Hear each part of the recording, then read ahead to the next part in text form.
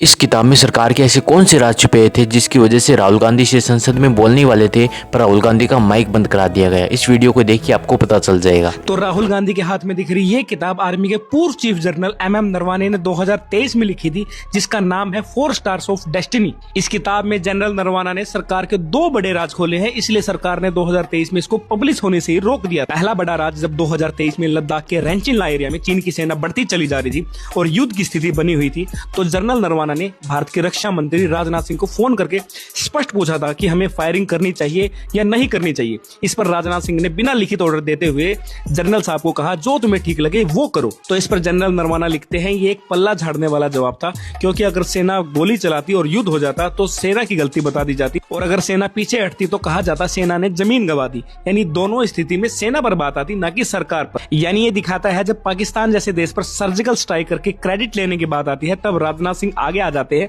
और जब चीन जैसे देश से युद्ध की स्थिति बनती है तो वो डरकर सारी जिम्मेदारी सेना पर छोड़ देते हैं। और दूसरा राज है 2022 में सरकार के द्वारा लाई गई अग्निपथ स्कीम के बारे में, जिसमें सैनिकों को 4 साल के लिए भर्ती किया जाता है। 4 साल पूरे होने के बाद 75% सैनिकों को बिना पेंशन के निकाल दिया जाता है। और जब इस स्कीम से लोगों में गुस्सा भड़कता है तो मोदी सरकार तीनों आर्मी जनरल्स को आगे करके उनसे प्रेस कॉन्फ्रेंस करवा के कहलवाती है कि ये स्कीम सेना की भलाई के लिए लाई गई है और ये उनकी मर्जी से लाई गई है।